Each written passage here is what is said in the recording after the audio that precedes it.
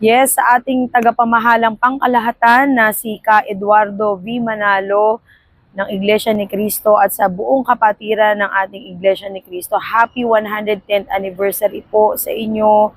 Ako po ay nagagalak at natutuwa dahil sa haba po ng panahon yung pagtulong nyo po sa sambayan ng Pilipino ay parati pong nandito. Ako rin po ay kaisa ninyo sa kabutihan na ibinibigay po ng ating mga kapatid na iglesia. Muli, happy 110th anniversary po sa inyong lahat.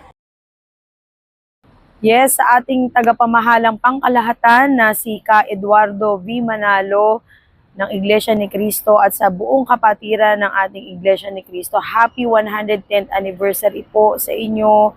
Ako po ay nagagalak at natutuwa dahil sa haba po ng panahon yung pagtulong nyo po sa sambayan ng Pilipino ay parati pong nandito. Ako rin po ay